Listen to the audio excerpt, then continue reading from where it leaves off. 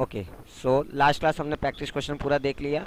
अब हम अपना नया टॉपिक पढ़ने जा रहे हैं, दैट इज फ्रैक्शनल डिस्टिलेशन। आपने बचपन में भी पढ़ रखा है। डिस्टिलेशन एक तरह का प्रोसेस होता है जिसमें कि जो मिक्स्ड लिक्विड्स होती हैं उन लिक्विड्स को हम अलग अलग करते हैं। जैसे मान लीजिए मेरे पास एक सॉल्यूशन है और सॉल्यूशन में दो लिक्विड है, एक ए और एक बी। तो अब लिक्विड्स दो तरीके की होती हैं, कुछ लिक्विड्स होती हैं जो आपस में मिक्स हो जाती है और कुछ लिक्विड्स होती हैं जो मिक्स करने पर भी मिक्स नहीं होती हैं। फॉर एग्जांपल अगर मैं लूँ ऑयल और वाटर का, आप नॉर्मल सा मस्टर्ड ऑयल ले लीजिए, घर पे मिल जाता है। अगर मैं देखूँ कि मस्टर्ड ऑयल और वाटर को मिक्स करूँ तो वो मिक्स होते हैं नहीं होते हैं? नहीं होते। नहीं होते हैं। तो ऐसे लिक्विड्स को जो कि मिक्स नहीं होते हैं उनको हम बोलते हैं इमिसिबल लिक्विड्स। कुछ ऐसे भी लिक्विड होते हैं जो आराम से मिक्स हो जाते हैं, जैसे कि मिथेनॉल और वाटर। मिथेनॉल और वाटर का मतलब समझ लीजिए कि अल्कोहल्स जितने भी हैं वो पानी में आराम से मिक्स हो जाते हैं, तो वो क्या हो जाएंगे आपके मिक्सिबल लिक्विड्स। तो जो भी मिक्सिबल लिक्विड्स हैं, मतलब कि लिक्विड अगर मिक्स हो गए हैं तो जाहिर सी बात है अगर हम उनको अलग करना चाहें तो कैसे करेंगे? उसी मेथड को हम बोलते हैं डिस्टिलेशन। डिस्टिलेशन क्लियर हो गया? सर जो हाँ। सर जो मतलब लिक्विड मिक्स नहीं हो पाया उसको क्या कहते हैं? इमिसिबल, मैं यहाँ लिख देता हूँ,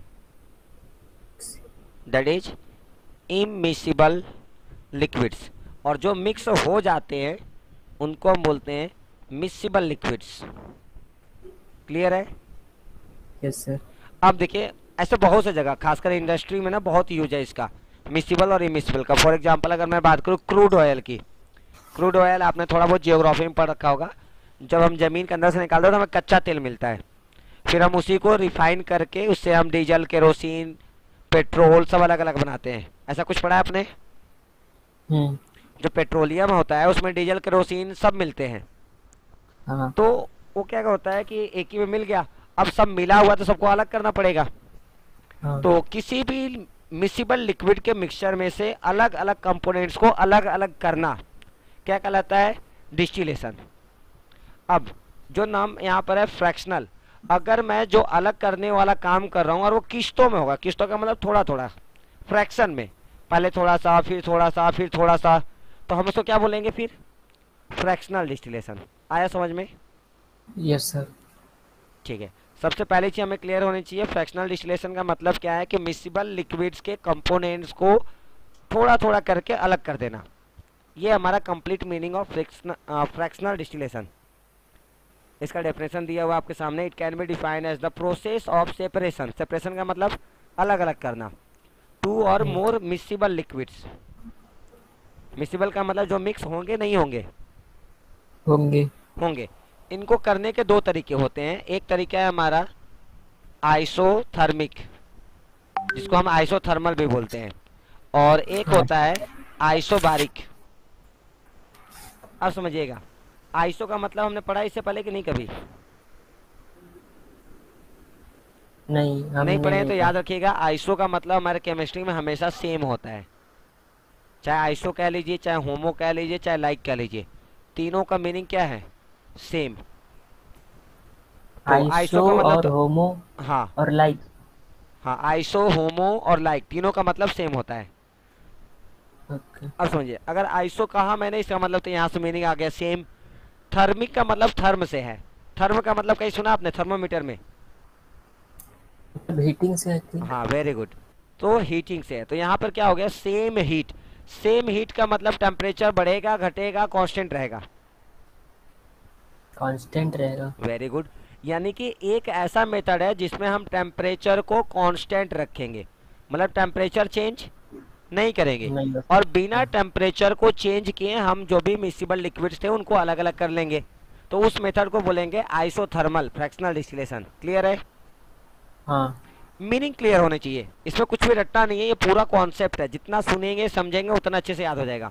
तो आइसो का मतलब सेम, थर्म का मतलब हीट, यानी कि वो मेथड जिसमें कि हम मिक्सिबल लिक्विड्स को अलग अलग कंपोनेंट्स में करेंगे at the fixed temperature, temperature को फिक्स रख के, तो उसको हम क्या बोलेंगे? Isothermal fractional distillation method. अब बताएं आइसोबारिक में क्या होगा? आइसो का मतलब फिर से क्या हो गया?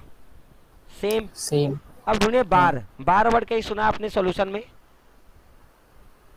नहीं। हाँ मैंने बताया आपको, याद करो मैंने प्रेशर के ढेर सारे यूनिट आपको सिखाई है। हाँ ये सर प्रेशर का बार था। हाँ तो 1 atm इक्वल टू 1.013 बार, यानी कि बार किसका, प्रेशर किसकी यूनिट है, ये प्रेशर का। प्रेशर का। यानी यहाँ पर क्या सेम होने वाला है, प्रेशर। प्रेशर। यानी कि दो तरीके हो गए डिस्टिलेशन के, एक में हम टेम्परेचर को सेम रखते हैं और एक में प्रेशर को। जिसमें टेम्परेचर सेम है उस मेथड को बोलते हैं आइसोथर्मल फ्रैक्शनल डिस्टिलेशन मेथड, और जिसमें प्रेशर सेम है उसको हम बोलते हैं आइसोबारिक फ्रैक्शनल डिस्टिलेशन मेथड। पहले क्लियर हो गया दोनों मेथड का नाम। हाँ। अब इन दोनों में से सबसे ज़्यादा यूज कौन होता है मैं उसको बताता हूँ। उससे पहले आप एक बात बताइए, अगर कोई भी लिक्विड के मिक्सचर को अलग करना है तो उसका टेम्परेचर कंट्रोल करना आसान है कि प्रेशर? टेम्परेचर। टेम्परेचर। यानी कि मैं टेम्परेचर को बदल करके लिक्विड को अलग कर दूं, ये काम करना आसान है कि प्रेशर को बदल बदल के मैं लिक्विड को अलग करूं, ये करना आसान है? टेम्परेचर को। Very good. यानी कि मेरे लिए कौन सा मेथड अच्छा है, जिसमें टेम्परेचर कांस्टेंट होता है, जिसमें प्रेशर कांस्टेंट रहेगा? टेम्परेचर। टेम्परेचर कांस्टेंट करेंगे तो बदलना किसको पड़ेगा आपको? प्रेशर को। क्या प्रेशर को बदलना हमारे लिए आसान है? नहीं। नहीं। तो क्या उल्टा नहीं हो गया? हम किसको कांस्टेंट रखेंगे तो मेरा काम आसानी से हो जाएगा? प्रेशर को, टेम्परेचर को? प्रेशर को। प्रेशर को। और अगर प्रेशर को कांस्टेंट रखेंगे तो हमें कौन सा मेथड सबसे ज्यादा यूज करना चाहिए? टेम्परेचर को। जिसमें टेम्परेचर बदलता हो, यानी कि आइसोबारिक। सबसे ज्यादा यूज होने वाला जो मेथड है वो है हमारा आइसोबारिक फ्रैक्शनल डिस्टिलेशन मेथड। अगर कहीं ऐसा कंडीशन आ गया कि हम वहां पर प्रेशर को कांस्टेंट रख के नहीं कर पा रहे हैं तो वहां पर दिक्कत होगी, तब हम आइसोथर्मल यूज करेंगे। अब वो कैसा केस है समझिए। मान लीजिए मेरे पास केस फर्स्ट है, इसमें दो लिक्विड है सॉल्यूशन में, ए और बी। दोनों ही वोलेटाइल लिक्विड्स है, दोनों ही मिसिबल हैं। अब मैं कह रहा हूं कि एक जो वोलेटिलिटी है या फिर बॉइलिंग पॉइंट वो मान लीजिए 80 डिग्री सेल्सियस है और बी का है 82 डिग्री सेल्सियस। केस ए हो गया। केस बी में देखिए फिर से हमारे पास वही केस है, दो लिक्विड है,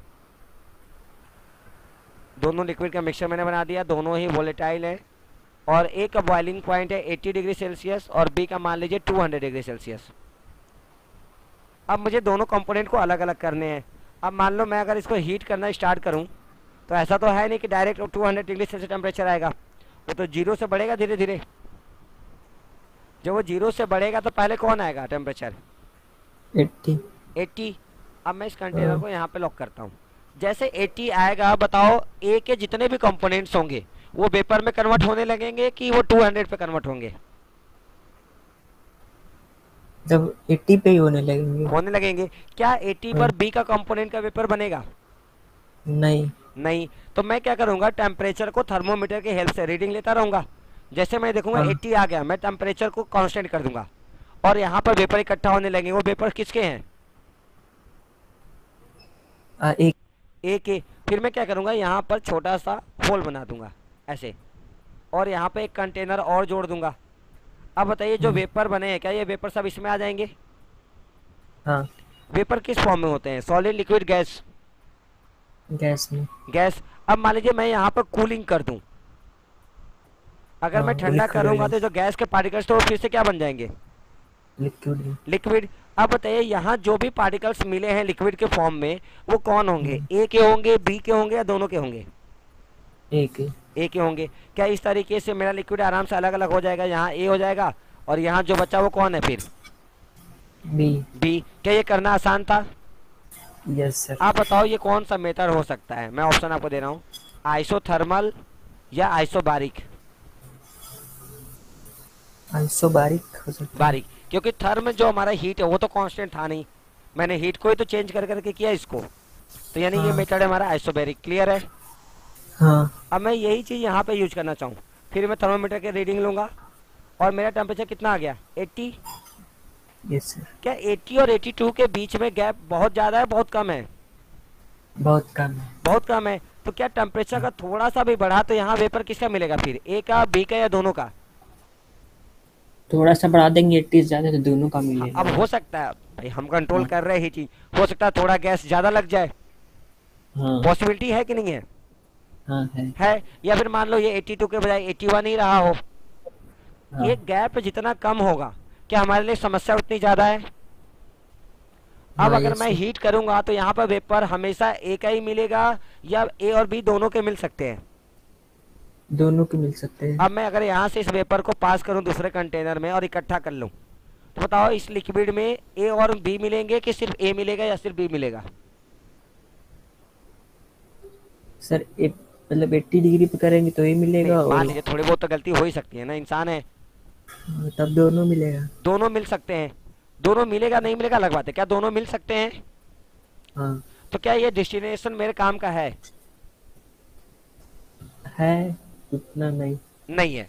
हम क्या चाहते थे डिस्टिलेशन में, हम क्या करते हैं दोनों कंपोनेंट को अलग अलग करना, वो तो पूरा हुआ हाँ नहीं, तो क्या समस्या मेरी अभी भी बनी रह गई? हाँ यानी मैं यहाँ पर अब आइसोबारिक मेथड यूज नहीं कर सकता, तो फिर मुझे कौन करना पड़ेगा? आइसोथर्मल। आइसोथर्मल। अब मैं क्या करूंगा, टेम्परेचर कांस्टेंट करके प्रेशर को बदलते जाऊंगा, फिर उसको मैं अलग कर लूंगा। उसके तरीके अपने अलग है, जो भी हम बाद में पढ़ लेंगे। तभी समझ में आया कि हम हाँ आइसोथर्मल कब पढ़ते हैं, जब ऐसे लिक्विड्स होंगे जिनके बॉइलिंग पॉइंट एकदम पास पास हों, तो दिक्कत होती है, तब हमें यूज करना पड़ता है आइसोथर्मल। नहीं तो 90% केसेस हम क्या यूज करते हैं, आइसोबारिक। और जो हमारा क्रूड ऑयल है पेट्रोलियम, उसमें भी हम डिस्टिलेशन जब करते हैं, अलग अलग डीजल केरोसिन पेट्रोल निकालते हैं, तो वहाँ पे क्या यूज करते हैं, तो वहाँ पर भी हम यूज करते हैं अपना आइसोबारिक, क्योंकि उनका जो टेम्परेचर होता है बॉइलिंग पॉइंट का, वो काफ़ी ज़्यादा गैप होता है। समझ में आ गई मेरी बात? Yes sir. पक्का? हाँ चले आइए,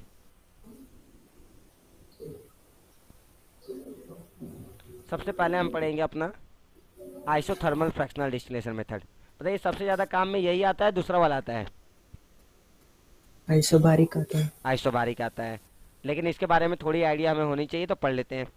in this type of method at constant temperature, देखिए ध्यान से, टेम्परेचर कैसा कर दिया गया, कांस्टेंट। कांस्टेंट, क्योंकि कौन सा मेथड हम पढ़ रहे हैं, आइसोथर्मल। आइसो का मतलब सेम, और थर्म का मतलब हीट, यानी कि टेम्परेचर हमारा सेम होना चाहिए, तो क्या कांस्टेंट टेम्परेचर होना चाहिए? Yes sir. अब देखिए, pressure over the liquid is reduced, धीरे धीरे प्रेशर क्या करेंगे, घटाएंगे। अब प्रेशर क्यों घटाएंगे ये भी समझिए। मान लीजिए ये लिक्विड के पार्टिकल्स पड़े हुए हैं, और मैं अपना पिस्टन यहीं पे लगा दूं, यहाँ पर। पिस्टन का यूज हम करते हैं प्रेशर को बनाए रखने के लिए। ये हमारा केस ए हो गया, सेम ही लिक्विड है, और मैं पिस्टन को यहाँ लगा दूं। आप बताइए दोनों ही केस में, केस ए और बी में प्रेशर सेम है अलग अलग है? अलग अलग है। किसमें ज़्यादा किसमें कम?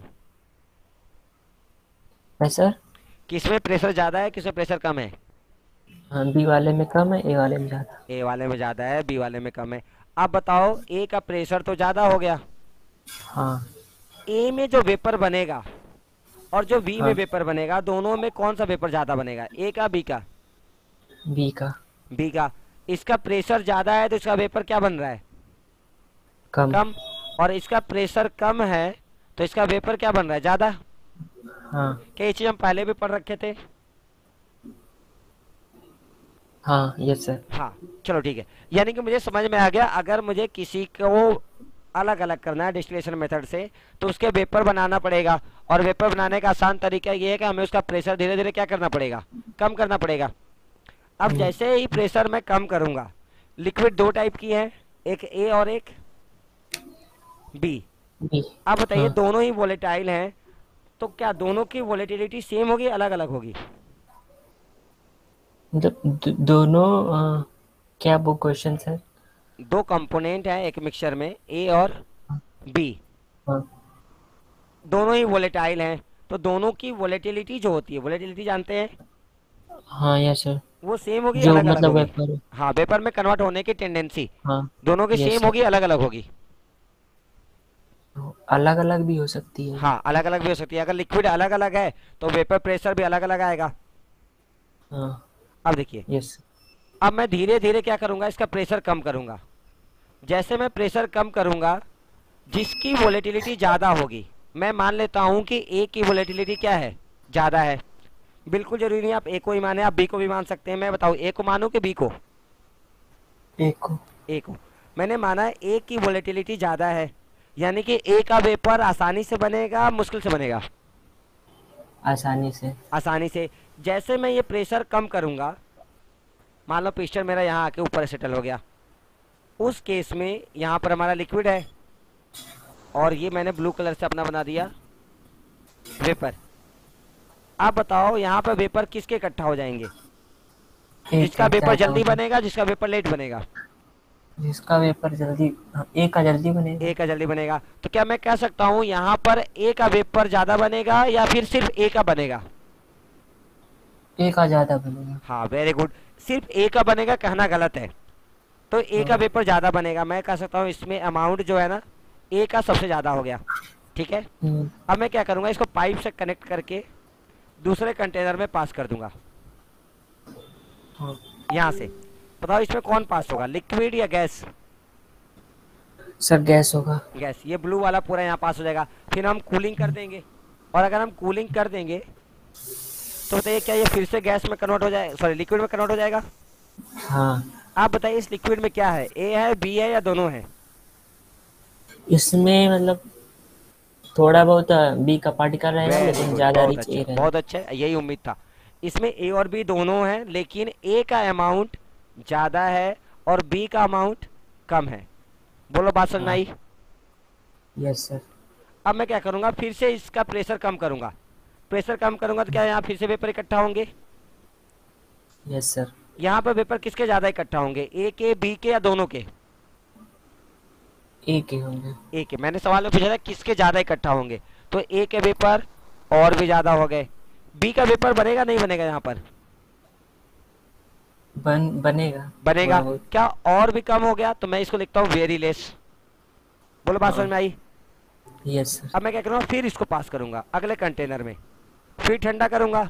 तो बताओ ये जो लिक्विड बनी है इसमें कौन ज़्यादा है, ए या बी? ए। क्या मैं कह सकता हूँ ए बहुत ज़्यादा है और बी बहुत कम है? हाँ। क्या मैं फिर से प्रेशर कम करूँगा तो ऊपर फिर से वेपर बनेगा? हाँ यस सर। अब बताइए इसमें ए का अमाउंट पीछे वाले के कंपैरिजन में और ज़्यादा होगा, उतना ही होगा या उससे कम होगा? उससे कम होगा। ध्यान से सुनिएगा, मैं ए का वेपर बोल रहा हूँ। ए का ज्यादा होगा। ए का वेपर धीरे धीरे क्या हो रहा है, ज्यादा होता जा रहा है, और बी का वेपर हाँ। धीरे धीरे कम। कम। क्या मैं कह सकता हूँ कि यही प्रोसेस अगर मैं रिपीट करते करते करते जाऊं तो क्या कोई एक टाइम ऐसा आएगा जब मेरे पास सिर्फ ए का वेपर बचेगा? हाँ। मतलब बी का वेपर होगा थोड़ा बहुत, क्या वो नेग्लिजिबल हो सकता है? क्योंकि आप देख रहे हैं कि लगातार बी का वेपर क्या हो रहा है, कम हो रहा है, और ए का वेपर बढ़ता जा रहा है। यानी कोई ना कोई एक टाइम आएगा जब हमारे पास सिर्फ ए का वेपर बचेगा और बी का पेपर खत्म हो जाएगा। सही है? Yes sir. और अगर ऐसा हो गया तो क्या मैं फिर ए वाले वेपर को ठंडा कर दूंगा तो ये प्योर लिक्विड ए बन जाएगा क्या? हाँ, लेकिन जब सर हम उसको बार बार जब हीट दे रहे हैं तो हाँ ए का जो वेपर है वो तो कांस्टेंट है, अब बी केवल घटता जा रहा है। हाँ, एकदम सही कहा आपने कि ए का अमाउंट उतना ही रहेगा। मैं ये नहीं कर रहा हूँ कि ए का वेपर अमाउंट बढ़ेगा या घटेगा। मेरे कहने का मतलब ये है कि जो भी कंट्रीब्यूशन आ रहा है ऊपर अमाउंट वेपर का, उसमें ए का हिस्सा ज्यादा होता जा रहा है क्या? हाँ हाँ यस। जो भी होगा, मुझे इससे फर्क नहीं पड़ता वो ज्यादा है कम है, जो भी होगा उसमें ए का अमाउंट धीरे धीरे बढ़ रहा है और बी का अमाउंट धीरे धीरे कम हो रहा है। क्या एक टाइम ऐसा आएगा जब बी का अमाउंट लगभग 0 हो जाएगा? हाँ। यानी कि मेरे पास प्योर ए बच जाएगा। तो इस तरह से मेरा प्योर ए कंपोनेंट अलग हो गया और बी कंपोनेंट अलग हो गया। क्या ये काम करना आसान था या थोड़ा मुश्किल है? मुश्किल है थोड़ा। मुश्किल है, क्योंकि प्रेशर को कंट्रोल करना एक चैलेंज है हमारे लिए, लेकिन ऐसा नहीं है कि नहीं कर सकते, हो सकता है। यही हमारा पूरा कॉन्सेप्ट है iso thermal fractional distillation method का। बोलो समझ में आया? Yes sir. आ जाओ, मैं फटाफट इस पेज को क्लियर कर देता हूँ। ठीक है। Over the liquid is reduced as a result of which a liquid get vaporise. तो जैसे जैसे प्रेशर घटेगा वेपराइज होते रहेंगे, यानी कि वेपर बनेगा। देखो ध्यान से, यहाँ पर मैंने क्या माना है, P not be is greater than P not a. एक सेकेंड, मैंने क्या माना है, हाँ यहाँ पे मैंने माना P not be P not a से बड़ा है। इसका मतलब बताओ कौन ज़्यादा वोलेटाइल है, बी की ए? सर बी बड़ा है। बी का वोलेटिलिटी ज़्यादा है। बताओ यहाँ पर जो हाँ, वेपर बनेगा उसमें किसका अमाउंट ज़्यादा होगा, ए का बी का या सिर्फ बी होगा। बी का ज़्यादा होगा। बी का ज़्यादा होगा। मैं इसको पास करूँगा, फिर यहाँ इकट्ठा होगा, यहाँ पर बी का अमाउंट और ज़्यादा हो जाएगा, यस सर। यहाँ पे और ज़्यादा होगा। और मैं इसको रिपीट करते जाऊँ तो एक टाइम आएगा सिर्फ मेरे पास क्या बच जाएगा, बी बचे। बी का बच जाएगा। बोलो समझ में आया। Yes sir. ठीक है आगे बढ़ते हैं अब।